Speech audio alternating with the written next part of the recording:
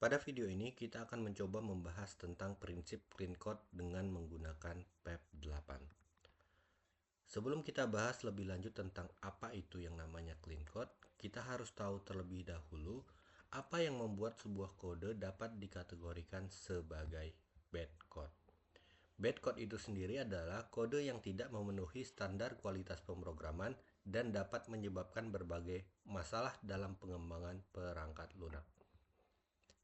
Jadi, bad code tidak hanya soal apakah kode yang kita miliki secara fungsional dapat dijalankan atau tidak. Bad code juga tidak hanya soal apakah kode yang kita miliki itu mengandung error atau tidak. Melainkan, kode yang tidak ada error sekalipun atau kode yang bisa dieksekusi sekalipun itu dapat menjadi sebuah bad code. Ketika kode tersebut pertama sulit dipahami dan dibaca. Kemudian kodenya sulit diubah dan dipelihara. Selanjutnya, kodenya mengandung banyak duplikasi dan kompleksitas yang berlebihan. Kodenya juga tidak konsisten dan tidak terstruktur, dan kodenya itu sulit diuji dan tidak aman. Dari gambar yang ada di sini, dapat kita lihat hubungan antara produktivitas dan waktu. Dan ketika kita kaitkan dengan yang namanya bad code, programmer itu memerlukan lebih banyak waktu untuk memahami dan memperbaiki kesalahan dalam kode yang tidak clean atau bad code tadi. Kode yang tidak terstruktur mengurangi produktivitas karena waktu dan upaya lebih banyak dihabiskan untuk debugging dan perawatan daripada mengembangkan fitur-fitur yang baru. Nah, itu adalah penjelasan singkat terkait dengan bad code. Sekarang kita akan coba bahas tentang apa itu yang disebut dengan clean code. Clean code adalah konsep yang dipopulerkan oleh Robert C. Martin atau juga dikenal sebagai Uncle Bob. Konsep ini mengacu pada praktik penulisan kode program yang mudah dibaca, dipahami, dan dikelola oleh orang lain atau diri sendiri di masa mendatang. Jadi saat kita menerapkan prinsip clean code, mungkin yang harus ditanamkan adalah kode yang kita buat mungkin tidak hanya digunakan untuk besok atau minggu depan, tapi mungkin akan kita gunakan kembali di masa mendatang. Atau juga kita akan gunakan untuk di-share ya ke programmer yang lainnya. Sehingga harapannya adalah kode yang kita buat tidak hanya kita saja yang paham. Ya, harapannya semua orang tahu atau diri kita di masa mendatang juga masih paham ketika langsung membaca kode programnya. Nah, setiap bahasa pemrograman seperti yang kita ketahui itu memiliki sintaksnya masing-masing. Nah, kalau di Python, penulisan dalam prinsip clean code itu diatur oleh sebuah aturan yang disebut dengan Python Enhancement Proposal 8. PEP 8 memberikan aturan dan rekomendasi tentang bagaimana menulis kode Python dengan terstruktur dan konsisten. Ada banyak sekali komponen-komponen utama yang dilibatkan dalam PEP 8. Di sini saya akan coba bahas sebanyak 9 buah komponen. Yang pertama adalah penamaan variabel dan fungsi. Yang kedua adalah soal indentasi. Yang ketiga panjang baris. Selanjutnya baris kosong, import statement, spasi dan pemisahan operator, komentar, string, dan docstring. Kita akan coba bahas terlebih dahulu tentang penamaan variabel dan fungsi. Saat kita membuat variabel dan fungsi, pastikan itu namanya mengandung arti yang jelas. Jadi jangan ada lagi yang buat misalkan seperti ini. X sama dengan 100. X ini apa? Kalau memang misalkan untuk nilai mahasiswa ya kita tuliskan aja nilai mahasiswa. Dan di Python itu sebaiknya kita gunakan yang namanya gaya snack case untuk penamaan variabel, fungsi ataupun metode di dalam sebuah kelas. Ya. Dan yang ketiga, sama seperti yang saya katakan tadi, hindari nama yang terlalu pendek atau terlalu umum. Ya, seperti A, X, dan data. Gunakan huruf kapital untuk konstanta dengan gaya uppercase. Ya, walaupun seperti yang saya sudah bahas di video sebelumnya, di Python tidak ada yang namanya konstanta. Namun ketika kita ingin membuat sebuah nilai, ya, yang memang tidak akan dirubah selama eksekusi program dijalankan, maka kita buatlah dalam bentuk konstanta dengan penandanya adalah dalam bentuk gaya uppercase atau huruf besar semua. Sehingga dari ketiga contoh yang ada di sini, mana yang benar? Yang benar adalah di bagian bawah. Ketika ada dua kata ya untuk membuat nama variabelnya, kita pisahkan dengan tanda underscore. Ini yang disebut dengan gaya snake case. Ya, bukan seperti ini. Oke, selanjutnya adalah masalah indentasi. Gunakan 4 spasi untuk setiap level indentasi. Hindari campuran tab dan spasi untuk indentasi yang konsisten. Nah, kalau teman-teman menggunakan PyCharm ataupun Visual Studio Code, sebenarnya kita sudah sangat-sangat dibantu untuk proses yang ada di sini. Misalkan, kita sudah bahas yang namanya percabangan ataupun perulangan. Ya, misalkan seperti ini. Kalau misalkan kita ingin mencoba melakukan pembuatan percabangan di mana ada nilai sama dengan 100 dan kita ingin membuat percabangan if nilai lebih besar dari 70 maka lulus. Nah, saat kita enter, blok kode program yang akan kita muat di sini atau sebuah statement yang akan kita muat di dalam percabangan if yang ada di sini secara otomatis akan dibuatkan 4 buah spasi. Ya, sebagai bentuk indentasinya dan menandakan bahwa blok kode program yang ada di sini adalah bagian dari percabangannya. Misalkan print lulus.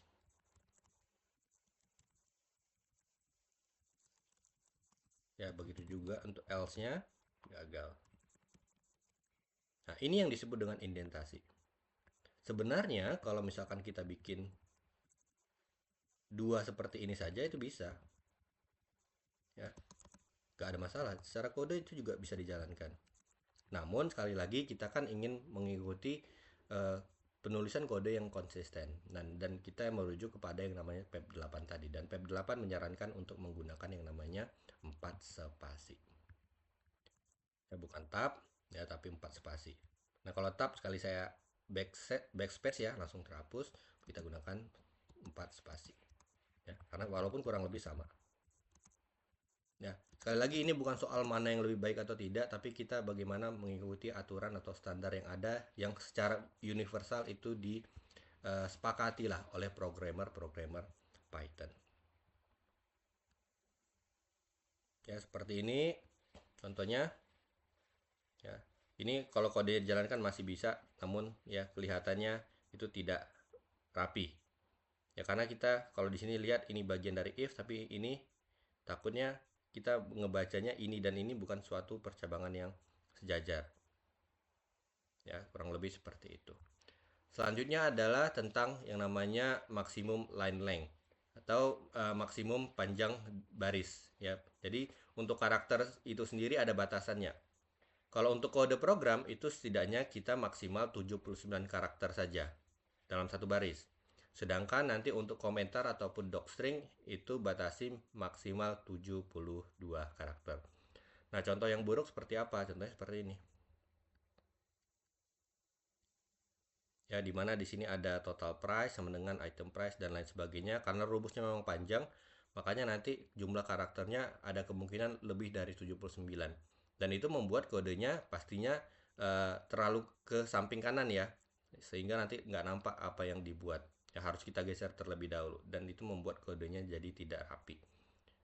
Nah, jadi gimana solusinya? Mungkin kita bisa pecah. Jadi total price ini di bagian bawah misalkan, dan di atasnya ada 3 buah variabel lagi atau 4 buah variabel lagi di atasnya, yang mana menghitung dari masing-masing komponen misalkan yang ada di sini. Tergantung bagaimana nanti teman-teman dalam membagi proses perhitungannya. Tapi memang pastikan dalam konteks maksimum line length yang ada di sini itu semua tetap konsisten. Nah, misalkan ini tax rate, discount rate, misalkan discount tax kita bikin di atas. Baru nanti yang kita panggil sini adalah hanya nama variabelnya. Ya, dengan seperti ini tentunya nanti pasti harapannya kodenya jauh lebih singkat walaupun kita manfaatkan beberapa variabel di dalamnya. Selanjutnya adalah tentang yang namanya baris kosong. Fungsi dan kelas yang didefinisikan di tingkat atas atau fungsi atau kelas yang tidak berada di dalam fungsi atau kelas lainnya itu harus dikelilingi oleh dua baris kosong sebelum dan setelah definisinya.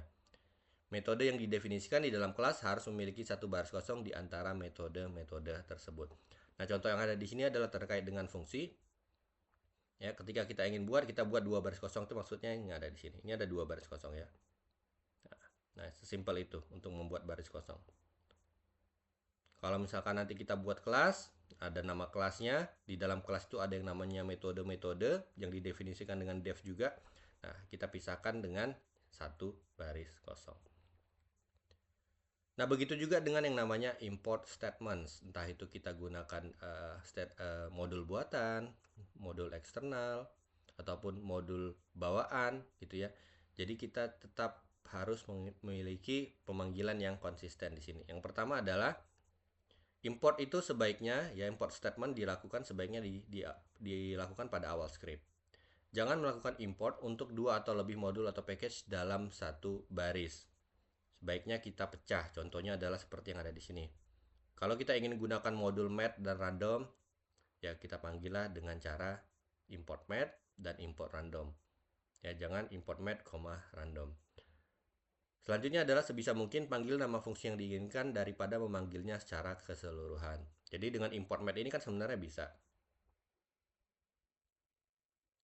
Namun alangkah lebih baiknya adalah ketika kita yang memanggil fungsi-fungsi yang ada di dalamnya secara langsung.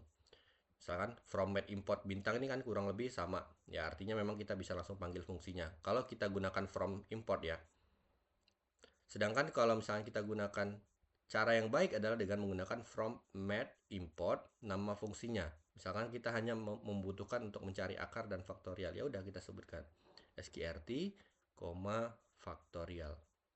Ya, dengan cara ini akan menghindari yang namanya namespace pollution. Takutnya kalau misalkan kita panggilnya seperti ini ya, ini memang nanti segala fungsi yang ada itu nanti kita bisa panggil. Namun kan pemanggilan yang ada di dalam fungsi di bawahnya ataupun statement yang ada di bawahnya adalah harus diikuti dengan nama modul. Sedangkan dengan cara seperti ini, kalau kita buat from math import bintang ya dengan menggunakan simbol asterisk, kita tidak perlu lagi menyertakan yang namanya modul. Sehingga mungkin nanti kita punya yang namanya modul buatan yang nggak sengaja dibuat juga namanya sqrt atau faktorial juga. Ya, atau misalkan nanti buat fungsi random ada run int misalkan, nggak sengaja buat juga namanya. Sehingga nanti program yang kita jalankan bingung fungsi tersebut yang dijalankan yang bagian mana. Apakah fungsi buatan ya atau fungsi eksternal padahal memang sudah ada aturan pemanggilannya. Ya, tapi mungkin tidak sesuai dengan apa yang kita inginkan. Ya, jadi supaya tidak terjadi polusi seperti itu, ya misalkan kalian pengen manggil faktorial saja, ya tapi tanpa sadar sqrt-nya saling bertabrakan. Nah, itu yang kita hindari dari proses pemanggilan seperti ini. Ya, kalau tahu fungsi yang ingin kita gunakan apa, sebaiknya langsung dipanggil. Kemudian adalah tentang yang namanya spasi dan pemisahan operator. Gunakan spasi di sekitar operator, misalnya tanda plus, minus sama dengan untuk meningkatkan keterbacaan. Hindari spasi sebelum tanda koma dan tanda kurung dalam argumen fungsi. Nah, ini sebenarnya yang sangat sering harusnya kita terapkan ya. Jadi saat buat sebuah variabel, melakukan dengan operator assignment atau inisialisasi variabel, melakukan operasi matematika tambah kurang kali bagi, itu pastikan setidaknya kita berikanlah sebuah white space ya, bagian kosong. Jangan gunakan seperti yang ada di sini. Definisi, spasi fungsi, spasi baru definisi parameternya. Ya, di sini ada spasi, di sini ada spasi, ya. Sebelum dan sesudah koma ada spasi, ya. Jangan buat seperti ini. Sedangkan yang ada di dalamnya adalah kita inisialisasi variabel nilai untuk penjumlahan parameter 1 dan 2. Dan di sini tidak ada sama sekali spasinya. Ya walaupun ini dapat dijalankan, ya tapi lebih sulit untuk dibaca daripada kode yang kita buat di sini. Ya, jauh lebih rapi, jauh lebih enak untuk kita baca, memahami fungsi satu ini melakukan apa sih. Ya, kurang lebih seperti itu. Ya, bahkan jadi untuk gaya panduan dari PEP 8 ini pun sampai diatur dari versi spasinya seperti ini. Jadi harus kita ikuti.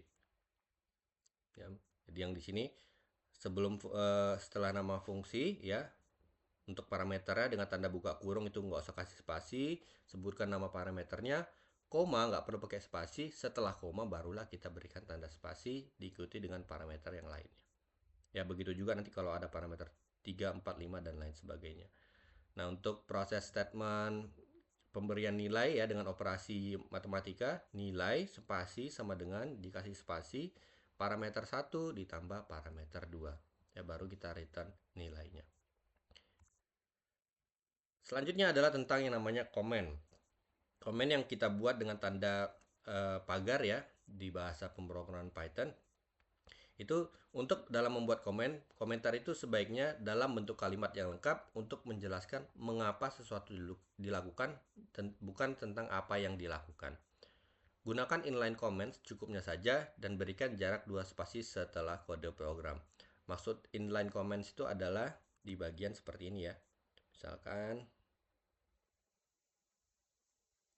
kita ingin buat untuk menjelaskan nilai ini apa, maka kita buat tanda pagar. Nah, kita jelaskan mengapa kode ini dilakukan. Bukan tentang apa, misalkan melakukan perhitungan variabel nilai di mana parameter 1 tambah parameter 2. Nah, itu kan sudah bisa kita lihat di sini. Ya, jadi ngapain kita berikan komentar dari sesuatu yang sudah jelas. Ya, mengapa fungsi ini dilakukan? Misalkan ya, ini mungkin karena contohnya sederhana ya. Misalkan ada perhitungan pajak. Ya jelaskan mengapa perhitungan pajak ini dilakukan. Apa alasan pemanggilan misalkan ada 25% berdasarkan UU apa misalkan seperti itu. Yang lebih bermanfaat komentarnya.